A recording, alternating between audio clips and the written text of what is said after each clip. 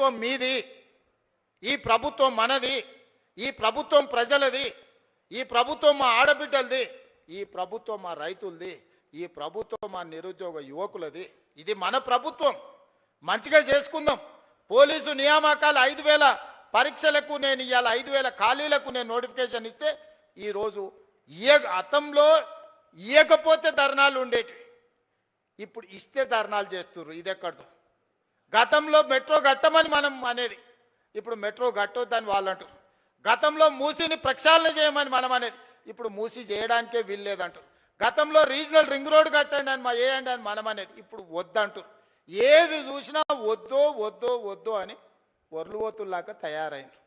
మీరు ఒర్లినా పొర్లుడు దండాలు వేచినా, మీరు ఎండ్రిని దాగి బాయిలో దుంకినా ఇవన్నీ పనులు చేస్తా. మీరందరూ నిండు మనసుతో ఆశీర్వదించండి. ఈ ప్రభుత్వం మీది.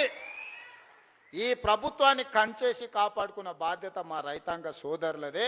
ఇలా ఏం చేయకపోయినా మీ భార్య భర్తలు మాట్లాడుకునేది అయితే ఇంటలేమా, ఓటు ఎక్కువనో ఓటు తక్కువనో ఇచ్చినాం. కానీ మీ సంసారంలో సిచ్చు పెట్టే కేసీఆర్ లాంటి తప్పుడు పనులు మాత్రం చేయదలుచుకోలేదు. మళ్ళీ వచ్చిర్రా, ఇక చివరికి భార్య భర్తలు మాట్లాడుకునే స్వేచ్ఛ కూడా ఈ రాష్ట్రంలో లేకుండా పోతుంది.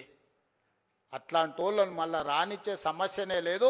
చాలా మంది దీంట్లో అరుంధతి సినిమా ఎంతమంది చూసిండ్రా చేతురి? ఆ పశుపతిని బంధించిర్రా?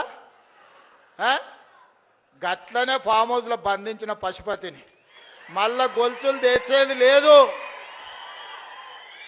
అరుంధతి సినిమాలో రాక్షసుని ఎట్లయితే బంగళాల బూతు బంగళాలు వేసి బంధించినమో, ఈ రాక్షసుని కూడా ఫామ్ హౌస్లో గొలుసులు వేసి మా రైతులు బంధించారు. బయటకు రానిచ్చేది లేదు. ఇక గదే జైలు, గదే మొత్తం.